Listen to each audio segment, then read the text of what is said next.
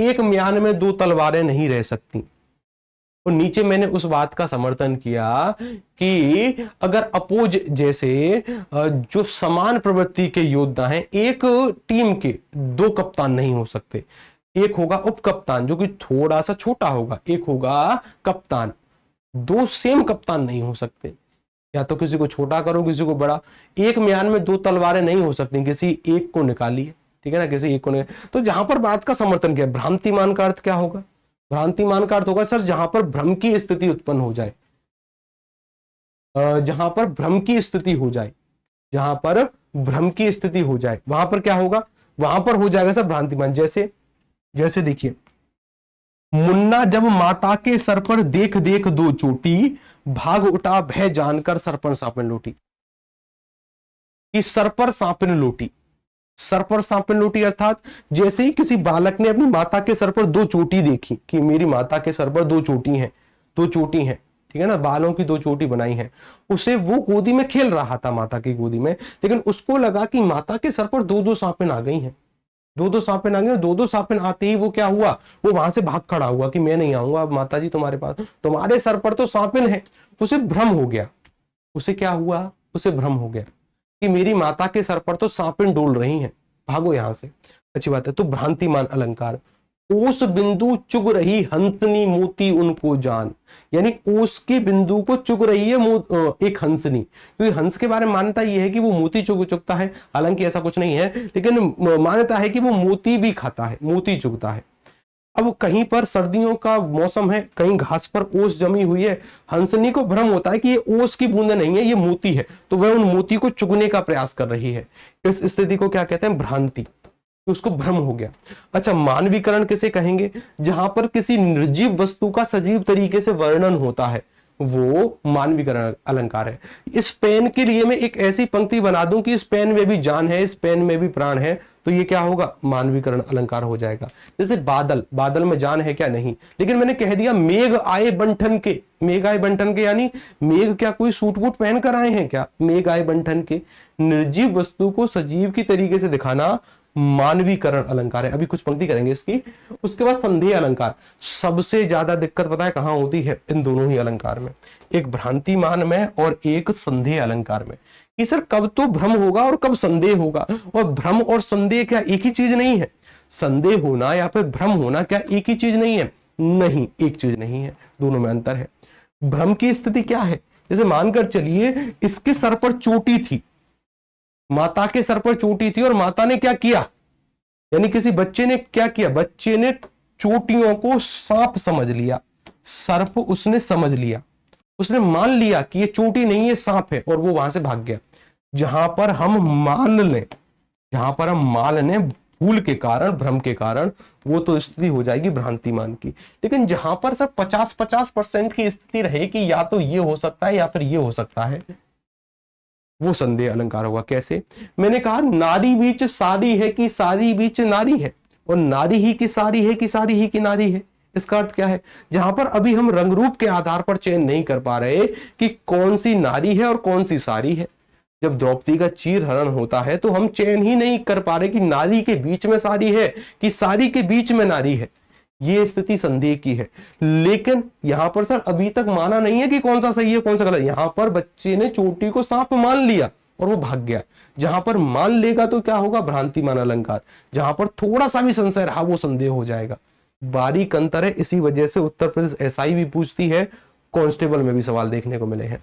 आगे चलिए, अतिशयोक्ति। पहले तो अतिशयोक्ति को ठीक लिखिए। अतिशयोक्ति पर क्या होता है सर? सीटी वाला सा का प्रयोग होता है। सीटी वाले बड़े वाले सीटी वाले सा का प्रयोग होता है, आधा सीटी वाला सा नहीं आता। ठीक है। अतिशयोक्ति अलंकार।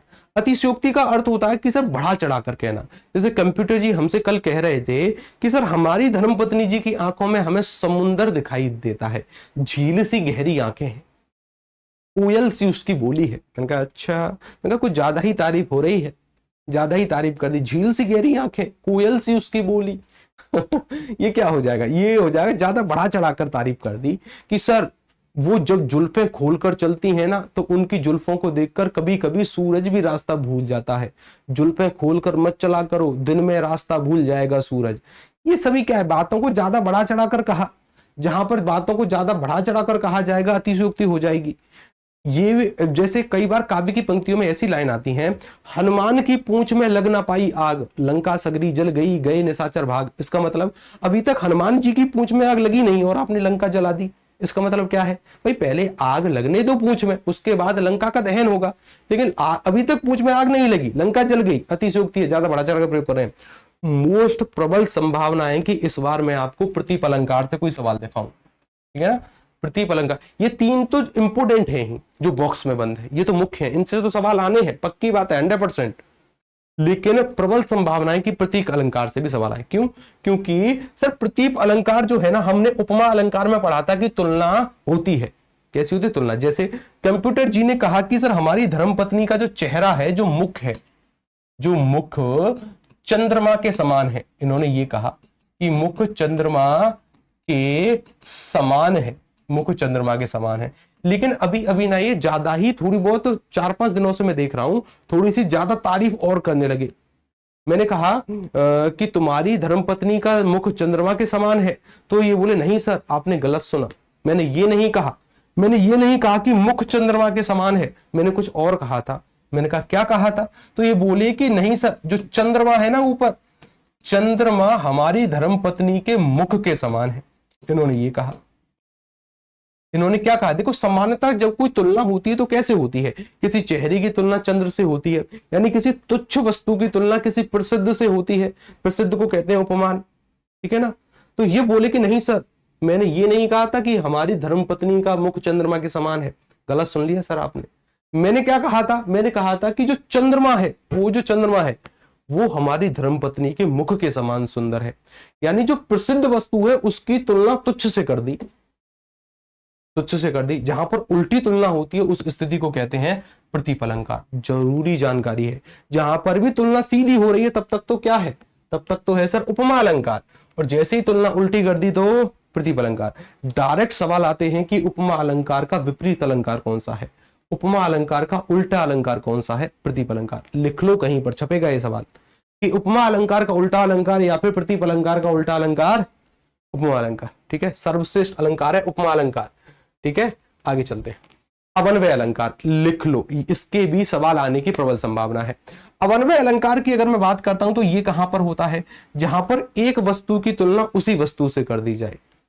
कई बार ऐसी पंक्तियां परीक्षा में देखने को मिली हैं कि भारत के सम भारत है, भारत के समान भारत है, यानी भारत भारत के ही समान है। एक भारत की तुलना भारत से ही कर दी। सर मेरी टी शर्ट के ही समान है, जितेंद्र सोनी के ही समान है। इसका मतलब क्या है?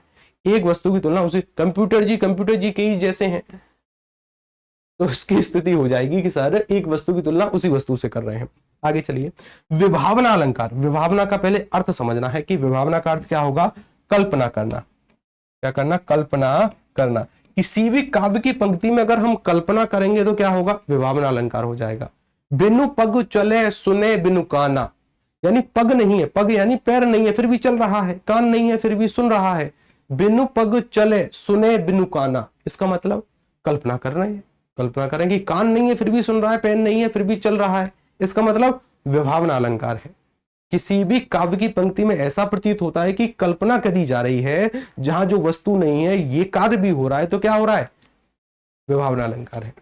अन्योक्ति अलंकार का प्रयोग तो सर हमारे घर में डेली होता है, हमारे कंप्यूटर जी के घर में तो डेली इसका प्रयोग होता है, अन्योक्ति अलंकार। अन्योक्ति यानी सर यहां पर दो शब्द हैं, एक शब्द है सर अन्य, एक शब्द है अन्य, और एक शब्द क्या है? एक शब्द है उक्ति। एक शब्द है अन्य और एक शब्द है उक्ति। उक्ति को कहते हैं कथन, किसी के द्वारा कही गई बात, और अन्य का अर्थ होता है दूसरा, यानी जहां पर किसी दूसरे व्यक्ति के ऊपर डालकर बात कही जाए। जैसे ही मुझे कुछ कहना होता है तो मैं कंप्यूटर जी के ऊपर बात डालकर आपको बताने का प्रयास करता हूं, मैं तुरंत कंप्यूटर जी के ऊपर बात डालता हूं, तुरंत वो बात आप तक पहुंच जाती है। डायरेक्ट नहीं कहा मैंने आपसे डायरेक्ट नहीं कहा, मैंने कंप्यूटर जी के थ्रू बात को आपको बताया। इसका मतलब क्या है? यानी किसी दूसरे के ऊपर रखकर बात को कह रहे हैं। हमारे कंप्यूटर जी के घर में जब कभी भी लड़ाई होती है, सास बहू की लड़ाई सामान्यतः हर एक घर में होती है, थोड़ी नोक झोंक चलती रहती है, तो जब उस सासू माँ को बहू को ताना मारना होगा तो क्या होगा? डायरेक्ट बात नहीं कहेंगी बहू को, डायरेक्ट नहीं बोलेंगी कि बहू तूने ऐसा किया वैसा किया, नहीं, वो बात को घुमा फिरा कर कहती हैं। किसी कोई व्यक्ति खड़ा होगा या फिर कोई और प्रसंग चल रहा होगा, कोई और विषय के बारे में बात चल रही होगी, बात घुमा फिरा कर कही जाएगी किसी दूसरे व्यक्ति के ऊपर रख कर, किसी दूसरे व्यक्ति के ऊपर बात को रखेंगे तब कहेंगे, ताकि बहू इशारों इशारों में समझ जाए कि हाँ अब उसकी बुराई हो गई, उसकी बुराई हो गई। इस स्थिति को क्या कहते हैं? अन्य उक्ति। अन्य के ऊपर रखकर कही गई उक्ति अन्य उक्ति अलंकार है।